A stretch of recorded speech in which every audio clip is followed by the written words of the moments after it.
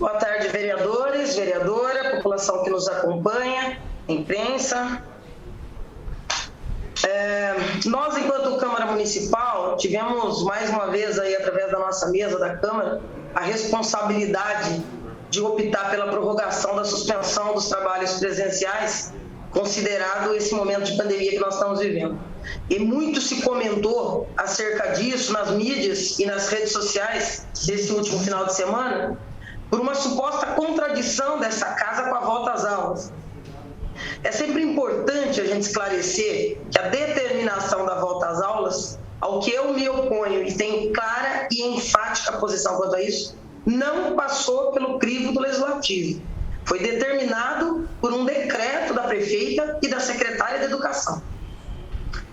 E hoje eu quero aproveitar esse momento, essa oportunidade da tribuna, para não só refletir, mas mais uma vez alertar sobre a insensatez desse decreto 15.245, que determina o retorno às aulas presenciais no dia de hoje. Com os números tão altos de transmissibilidade do vírus da Covid na cidade, parece difícil a gente acreditar que o sindicato dos servidores tenha que lançar mão do instrumento de greve sanitária para fazer o que deveria, no meu ponto de vista, ser óbvio para a administração pública: salvar vidas. Enquanto vários prefeitos e secretários de educação de todo o nosso entorno, entendendo a gravidade do momento, recuaram nesta última semana quanto ao retorno às aulas presenciais, Bauru, na contramão, mais uma vez, ignora o óbvio. A gravidade da pandemia, alto índice de contágio, mortes e falta de leitos. Eu quero me dirigir, dessa vez, pontualmente agora, à professora Maria do Carmo Kobayashi. Professora, a senhora compromete o seu currículo ao mandar nossas crianças, jovens e os profissionais da educação para as aulas presenciais. Eu tomei conhecimento nessa última semana, e não apenas eu, mas toda a comunidade pôde fazê-lo, de uma carta aberta do Departamento de Educação da Unesp Bauru.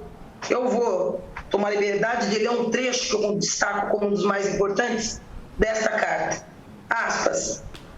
Entendemos e defendemos que lugar de criança é na escola, espaço formal de aprendizagem e desenvolvimento humano, mas no contexto atual de pandemia, a prioridade é defender a vida de todos, profissionais da educação, crianças, alunos e famílias, para que quando tivermos as condições sanitárias necessárias satisfeitas, possamos aí sim retomar o trabalho pedagógico presencial e as lutas constantes pela melhoria da educação.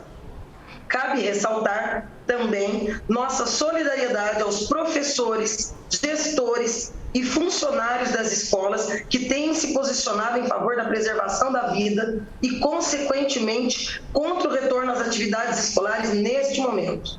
Por esse motivo, muitos deles têm sofrido ataques pessoais e coletivos que procuram macular e fragilizar a imagem de quem exerce um importante papel na tarefa de educar e preservar a vida. Verifica-se que tais ataques de cunho ideológico e sem qualquer fundamento científico, teórico e prático visam tão somente reforçar o desejo imediato de retorno às aulas, algo descabido diante do número de mortos que já superam o de grandes guerras. Como professores da universidade pública, em pleno desenvolvimento de nossas funções, temos o dever e a obrigação de nos posicionarmos publicamente frente às medidas autoritárias e à lógica de mercado, e de colaborar com a discussão e implementação de pautas coletivas relevantes que priorizem a ética, a responsabilidade social e a vida, acima de tudo, sobretudo para os mais vulneráveis.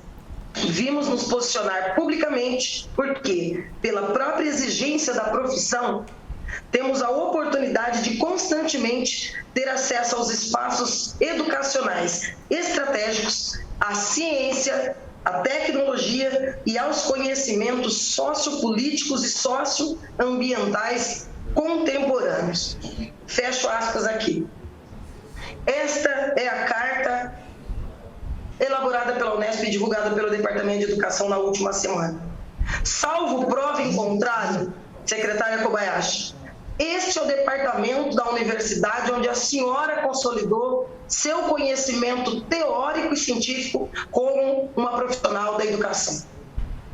E me surpreende muito sua postura hoje, que a sua postura hoje seja tão destoante de outros grandes e respeitados nomes locais do ensino público.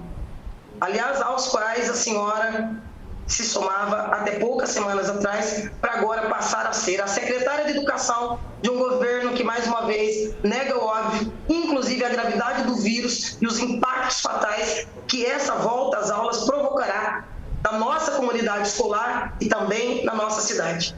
E eu me solidarizo aqui mais uma vez com a greve sanitária decretada pela categoria da educação diante da insensível, da intransigente postura da prefeita e da Secretaria de Educação. E acredito que a história seguramente fará o seu julgamento no tempo certo. Em segundo lugar, eu quero falar de um assunto que vários já abordaram e que ocupou lugar de destaque da imprensa no debate político dessa última semana, que é a Lei 7410 de 2020, que estabeleceu a majoração da alíquota da contribuição previdenciária dos nossos servidores. E eu quero destacar aqui dois aspectos que eu considero importantes. O primeiro deles, que também é de ordem política, antecede a lei, que foi a votação dessa famigerada reforma da Previdência proposta pelo governo Bolsonaro e pela sua equipe. E aqui nesse item, eu considero importante um resgate da verdade de posições.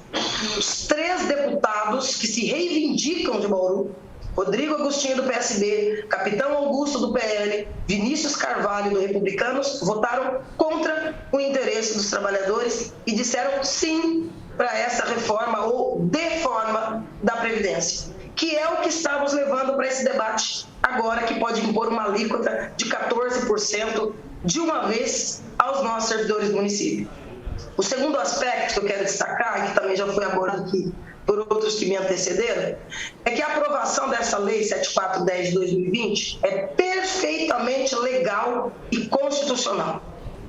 A elaboração, a aprovação, tudo baseou-se no estudo atuarial e financeiro sério, meticuloso, com dados técnicos e deixando inequívoca a situação favorável da FUNPREV com a alíquota progressiva estabelecida.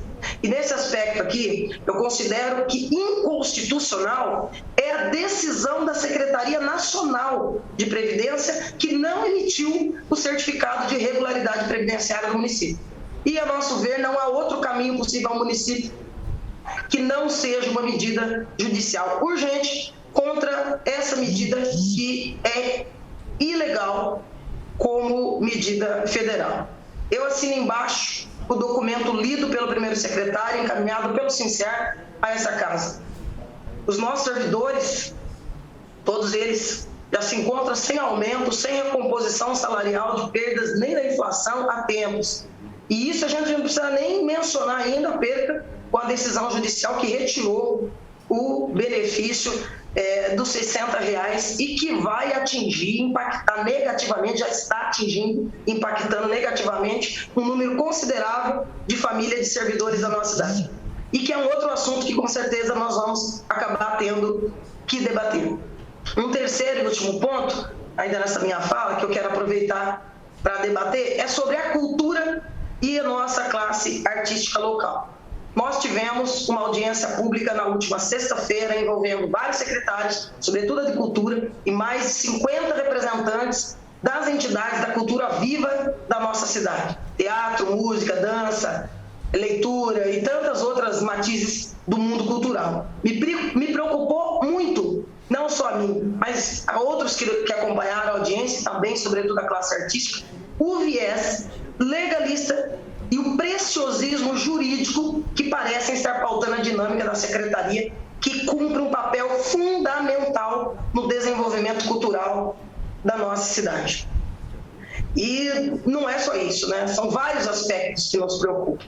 Mas o que mais nos chama a atenção é o programa de estímulo à cultura e os R$250 mil do programa que, no momento, deveriam estar sendo pagos aos vencedores do edital 2019, seu curso suspenso em 6 de janeiro desse ano e criou um impasse em plena pandemia. Nem se paga, nem se publica em edital o cancelamento, para que aí se abra o debate jurídico em torno dele. Então, isso foi debatido e, como consequência prática dessa audiência pública, nós estaremos promovendo uma reunião técnica, que já ficou estabelecida ao final da audiência pública na sexta. Estaremos promovendo uma reunião técnica nesta quarta-feira, às 10 horas da manhã, aqui nessa Casa de Leis, com a secretária e outros agentes envolvidos, e é uma reunião aberta a todos os senhores vereadores, então fica aqui a nossa preocupação e o convite para que participem. Eu peço minha inscrição nas explicações finais, porque eu gostaria de abordar o possível fechamento do EJA,